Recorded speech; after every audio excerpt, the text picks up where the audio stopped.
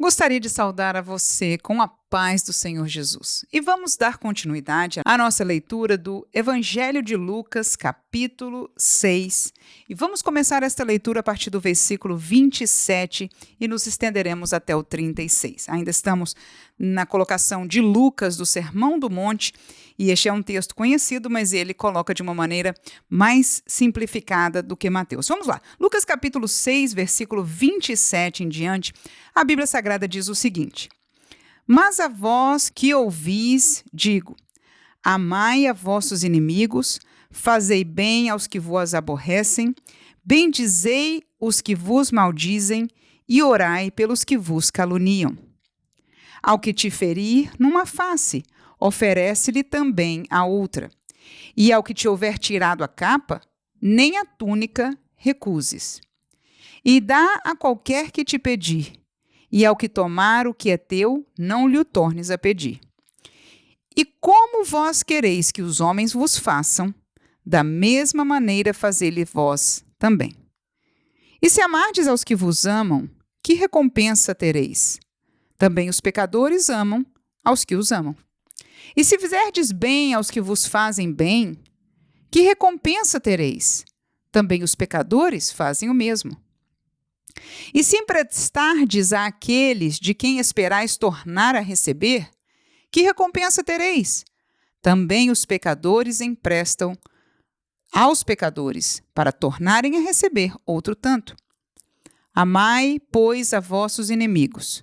Fazei bem e emprestai sem nada esperardes, e será grande o vosso galardão. E sereis filhos do Altíssimo, porque ele é benigno, até para com os ingratos e maus. Sede, pois, misericordiosos, como também vosso Pai é misericordioso. Até aqui a leitura da palavra de Deus.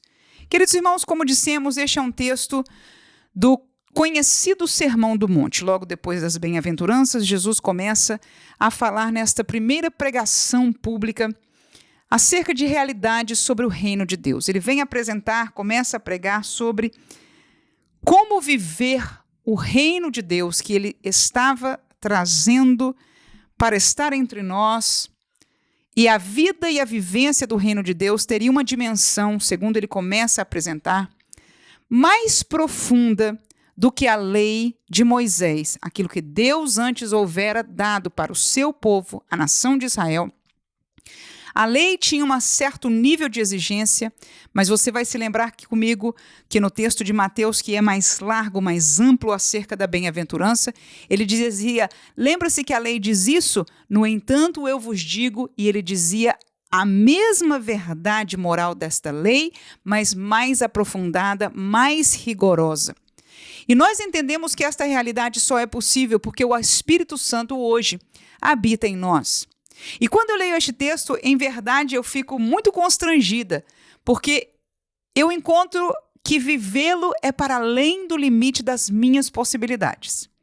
Toda vez que eu leio este texto bíblico, eu me questiono se eu tenho condições de viver este mandamento da palavra de Deus, de Jesus pregando para aqueles que estavam lhe ouvindo.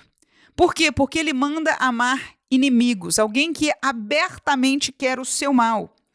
Fazer bem, já o fiz, é difícil, mas é possível. Alguém que te aborrece, você sabe, você ouviu suas palavras, você soube de alguém dizendo, situações que nós conhecemos do nosso dia a dia. E nós praticarmos o bem é o mandamento de Jesus para as nossas vidas. Manda-nos bendizer, falar bem de alguém que falou mal de nós. Caluniar, é isso que significa. Orai pelos que vos caluniam, falar bem dos que vos maldizem, ou seja, falam mal. Ao que te ferir numa face, oferece também a outra. E não recuses a capa a quem te pede. Então, essas colocações aqui são muito difíceis para nós cumprirmos. No entanto, Jesus propõe como sendo a nova dimensão daquele reino que ele agora está trazendo para estar entre nós. Mas o que eu achei muito interessante neste texto foi os porquês que Jesus colocou. E eles estão nos versículos 32, 33 e 34. Quando nos 3 versículos ele diz assim: se vocês fizerem o bem, ou seja, amardes, olha lá o 32 como exemplo. Se amardes os que vos amam, que recompensa tereis? Ou seja, Jesus está dizendo que nós devemos fazê-lo porque devemos nos preocupar, ou pelo menos observar, considerar, vamos dizer assim, a nossa recompensa. O que nós recebemos, o que é uma recompensa? O que nós receberemos no futuro. Então, a primeira palavra-chave que eu gostaria de marcar neste dia, neste devocional, é a palavra recompensa. A segunda vem logo depois com Jesus dizendo que os pecadores, ele diz também, os pecadores amam aos que os amam. Ou seja, Jesus, nestes 3 versículos que eu acabo de falar, 32, 33 e 34, ele fala as mesmas coisas. Olha lá o 33. Fizerdes bem ao que fazem bem, que recompensa tereis? Também os pecadores fazem o mesmo. Olha lá o 34. Se emprestardes àqueles que você espera receber de volta, que recompensa tereis? Olha lá a palavra recompensa. Também os pecadores emprestam aos pecadores recebendo de volta. Então a palavra-chave aí que se repete 3 vezes no texto é pensar na recompensa e pensar de ser igual ou diferente aos pecadores, usando as palavras que Jesus usou. Agora, no versículo 35, Jesus responde, Jesus nos explica por que é que ele usou estas palavras 3 vezes e por que é que nós encontramos fortaleza e o porquê maior de cumpri-la na nossa vida.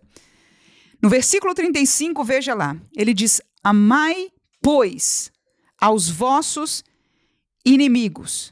Fazei bem e emprestai. Veja bem, estas são as colocações do versículo 32, 33 e 34. Ele coloca uma atrás da outra agora com uma expressão imperativa, de ordem. Ele diz: vocês façam. Agora, olhe a explicação de Jesus. E será grande o vosso galardão.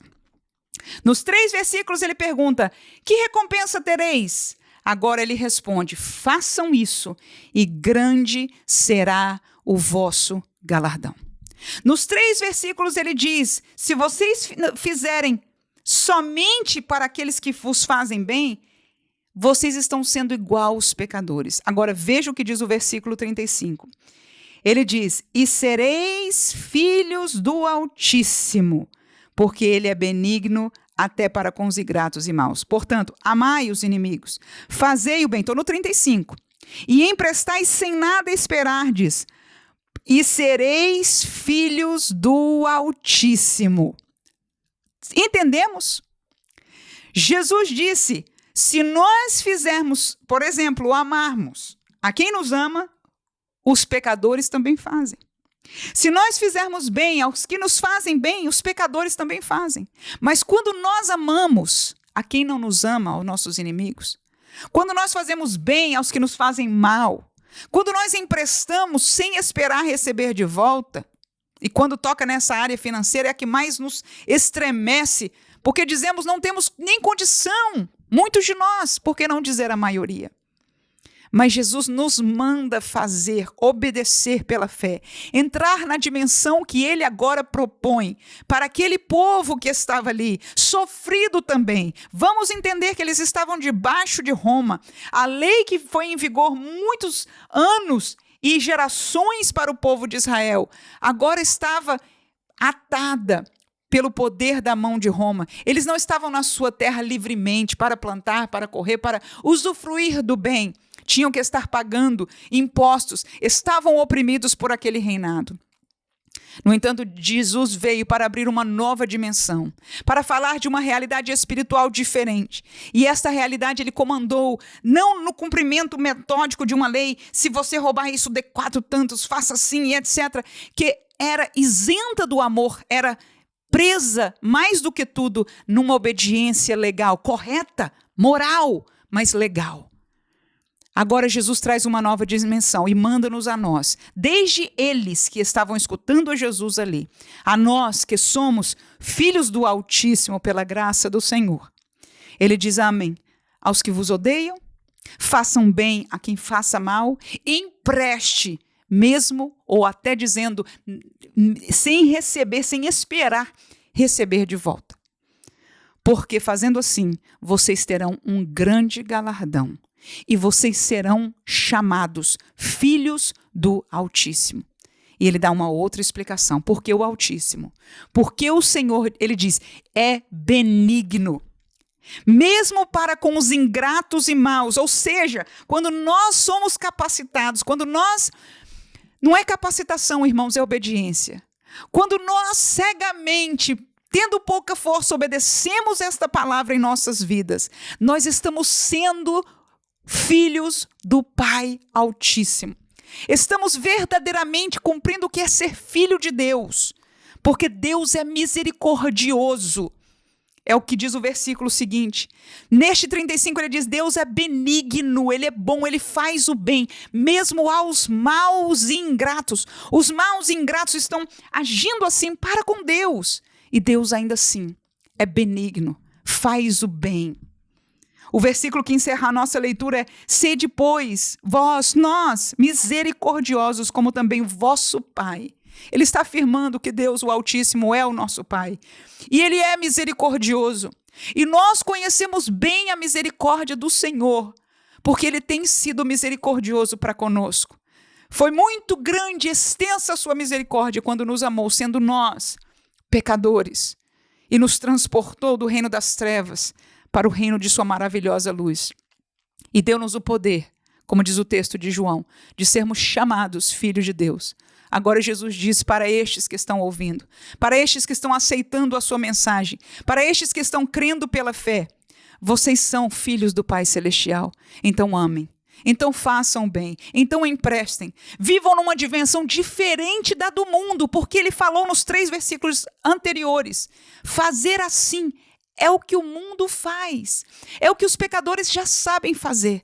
Agora, quando você fizer assim, o testemunho será completamente diferente. Irmão, eu entendo 2 dimensões extremamente poderosas. A primeira delas é a da obediência, porque a prosperidade de Deus, a graça de Deus, o poder de Deus, ele é manifesto na obediência do homem, a ele, a sua palavra, ao seu comando. Então, quando nós obedecemos a algo extraordinário espiritual que acontece, aleluia, e este nosso testemunho de obediência para com o mundo vai gerar salvação, vai gerar contrição nos corações, vai gerar um testemunho que vai mover a vida destas pessoas.